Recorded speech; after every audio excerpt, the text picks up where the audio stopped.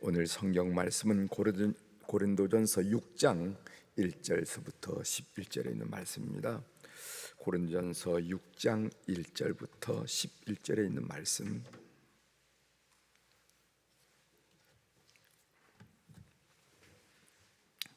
고린도전서 6장 1절 제가 봉독해 드리겠습니다.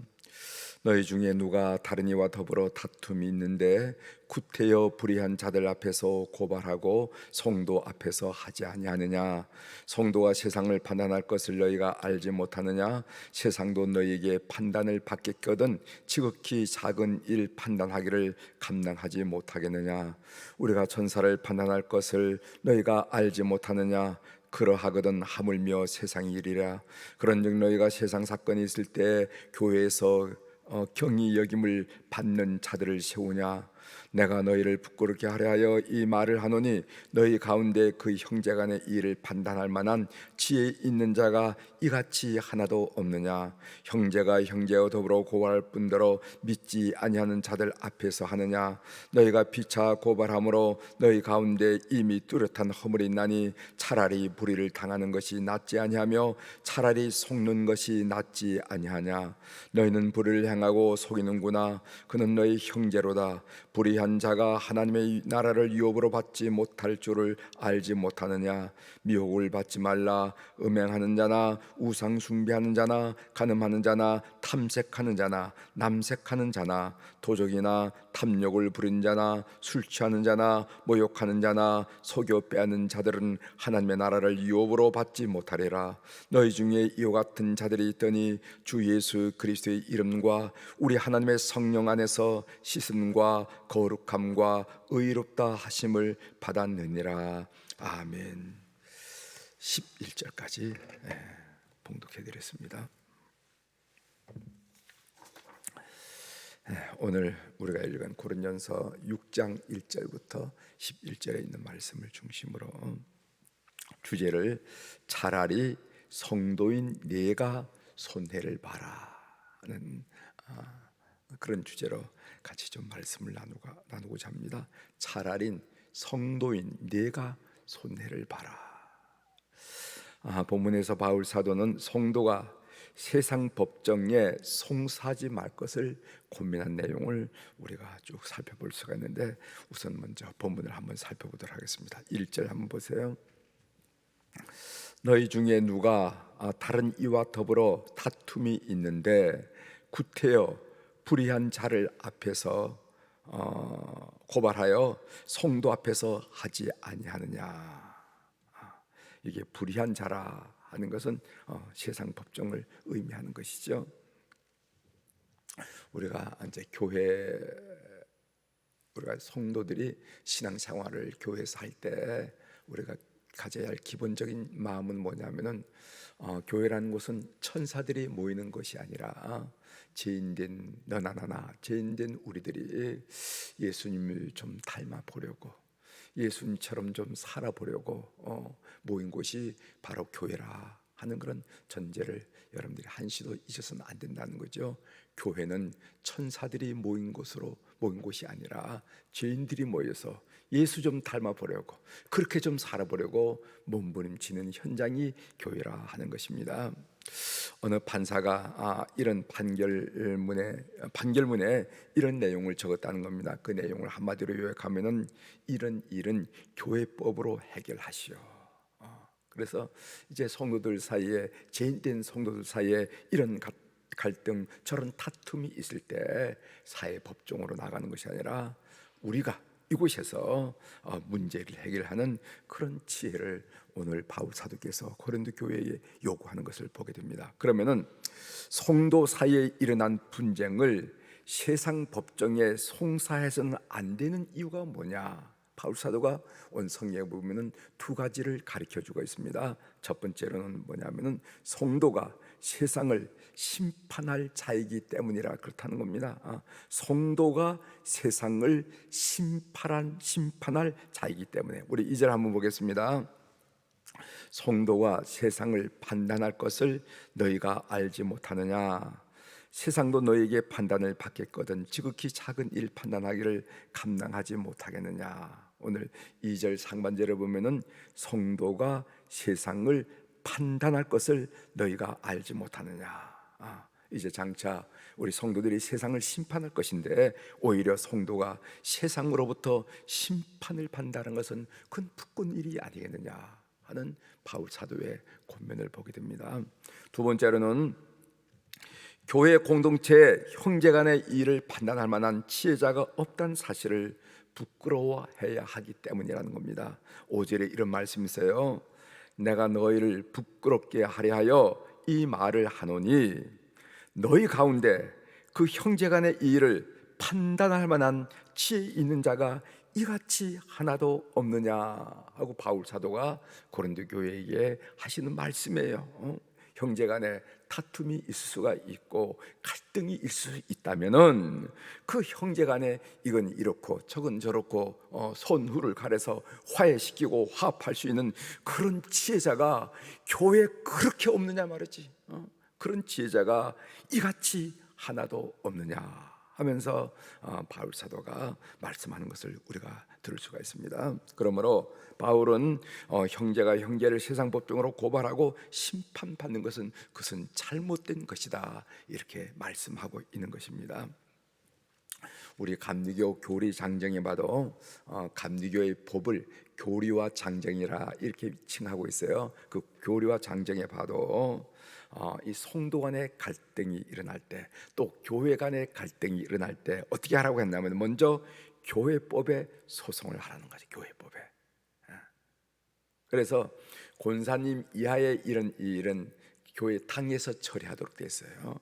교회 당에서 심사위원이 나오고 재판위원이 나와서, 그 다음에 장로님들은 지방에서 그 건을 처리하도록 되어 있어요. 그래서 지방에 심사위원이라는 것은 검사와 같은 역할을 하거든요. 검사위원, 재판위원 이렇게 해서 그 판사 역할을 하는데 처리하도록 하고 질의하도록 하고, 그 다음에 목회자의 일은 당에서도 질의할 수가 없고 지방에서도 질의할 수 없고 연회에서 질의합니다. 그래서 연회에 고소 고발이 되면은 심사위원이 있고 재판위원이 있어서 처리하도록 그렇게 되어 있어요. 그리고 그렇게 해도 나는 너무 억울하다.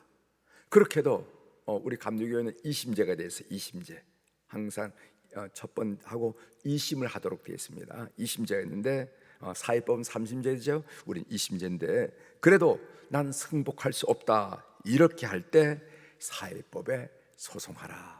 이렇게 되어 있어요. 그래서 만일 우리가 어떤 일이 있을 때 이런 교회법을 따르지 않고 사회법에 먼저 가서 얘기하면 어떻게 되는가?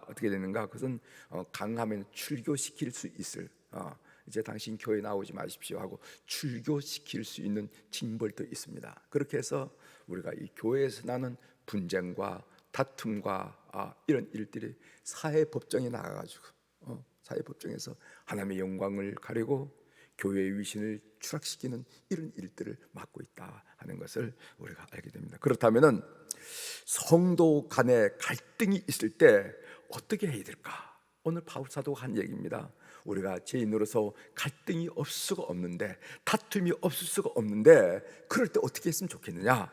바울 사도가 한 얘기가 뭐냐면 차라리 내가 불의를 당해라, 차라리 내가 속아라, 차라리 내가 손해를 보라는 거야. 손해를 보라.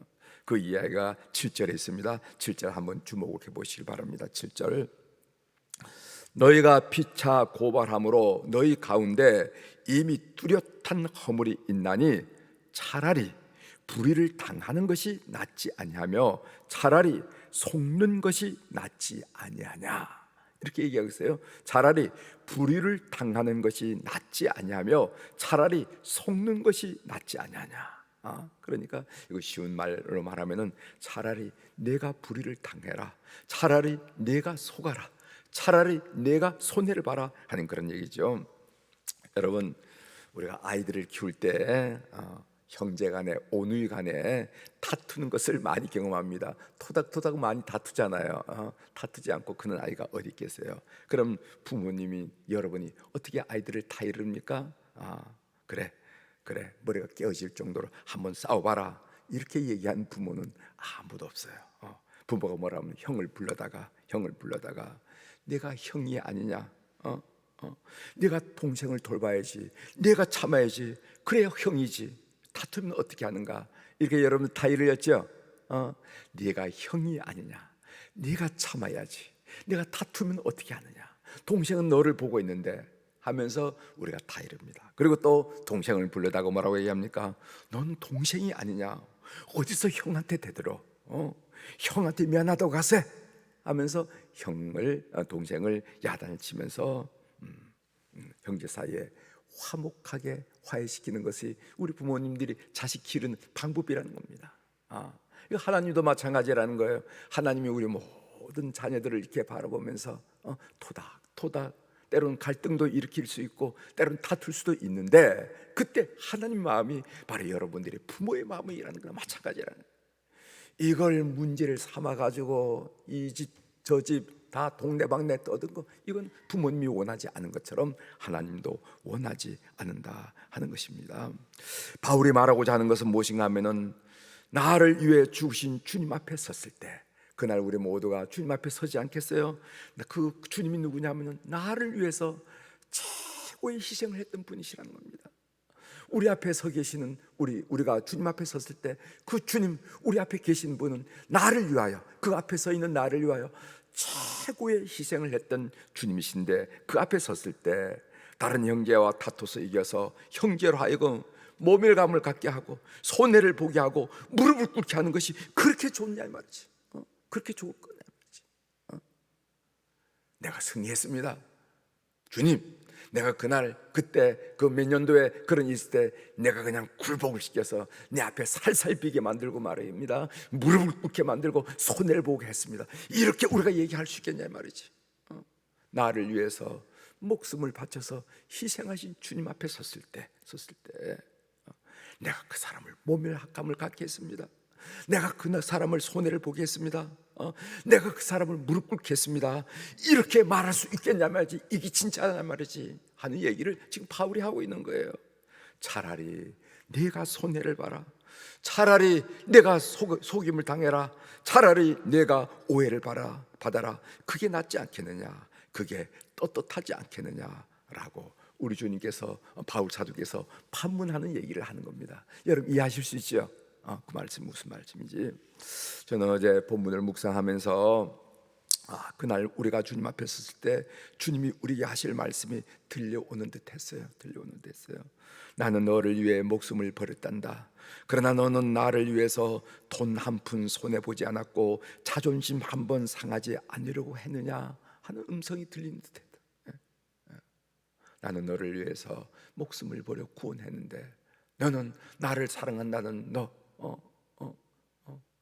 주님이 뜻이 있는 곳에 내 뜻이 있길 바라고, 주님이 바라보는 곳에 내 시선이 가기를 바란다고 그렇게 고백한 너는 돈 한 푼 손해보지 않으려 했고 자존심 한 번 상해보지 않으려고 했지 않느냐 하는 그런 음성을 우리가 들리는 듯 했다는 것입니다. 물론 우리는 고린도 교회 교인처럼 형제를 세상 법정에 고발한 사람은 한 분도 없을 것입니다. 그렇지만은 돈 몇 푼 손해보고 자존심 한 번 상하는 일로 괴로워하는 수도 있어요. 내가 왜 교회 나가서 이런 일로 손해를 보고 내 마음에 상처를 받아야 되는가, 이렇게 괴로울 순간은 있다 이 말이죠. 그때 우리 주님이 우리에게 하신 말씀을 꼭 명심하십시오. 차라리 내가 손해 보았으면 좋았을 걸, 차라리 내가 속임을 당했으면 좋았을 걸, 차라리 내가 오해를 받았으면 좋았을 걸 하는 말씀이 있고, 또 하는 말씀, 그래 잘했다, 네가 손해 보기를 잘했다, 네가 그 마음에 상처받기를 잘했다, 네가 오해받기를 잘했지 하는 말씀이 있다 이 말이죠. 여러분들은 어떤 말씀을 두 말씀 중에 듣기를 원하십니까? 후자의 말씀을 듣는 신앙생활하는, 교회 생활하는 여러 교우들이 되기를 주의 이름으로 부탁을 드립니다. 그때 주님 앞에 섰을 때 지그시 바라보시면서, 그래 그때 내가 손해보기를 잘했지, 그래 내가 내 자존심이 상하기를 잘했지, 내가 무릎 꿇고 미안하다고 얘기하기를 잘했지, 그때 그렇지 않으면 그 영혼 잃을 뻔했어 하는 그런 주님의 따뜻한 따뜻한 음성을 듣는 그런 성숙한 그리스도인 삶이 되도록 주님의 이름으로 부탁을 드립니다. 기도하시겠습니다.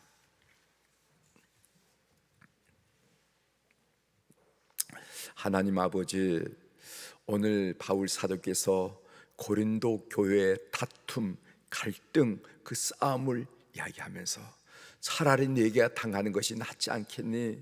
차라리 네가 억울하게 되는 것이 낫지 않겠니? 하는 그런 바울 사도의 권면을 들으면서 오늘 우리 이 시대에 우리가 신앙생활하고 교회 생활하는 우리들에게 주어진 하나님의 음성을 함께 나눌 수 있도록 도와주시니 감사합니다.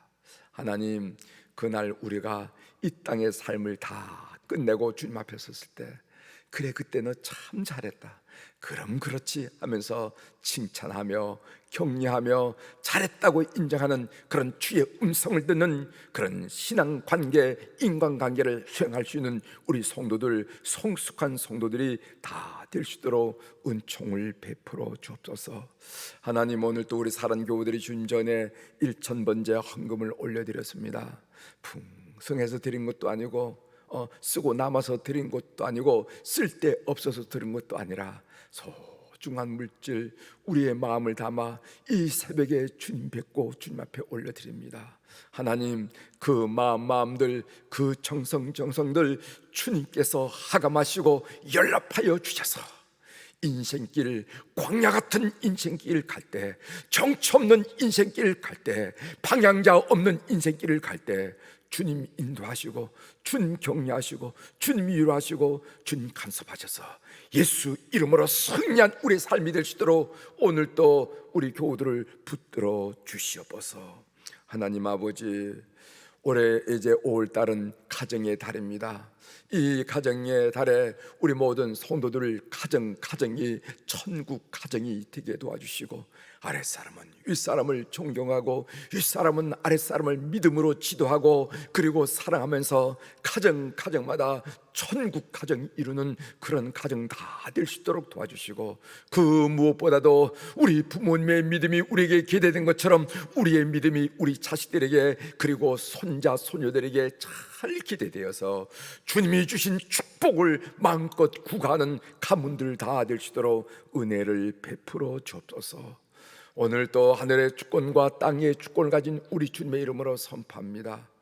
내 영혼이 잘된 같이 범사가 잘되고 강건한 축복을 오늘 24시간 하루를 사는 동안에 요소 시간마다 겨우마다 때마다 체험하면서 주께 영광을 올려드리는 풍성한 하루로 저희들 삶을 인도하여 주시옵소서. 감사드리며 예수님의 이름으로 축복하며 기도 올리옵나이다. 아멘.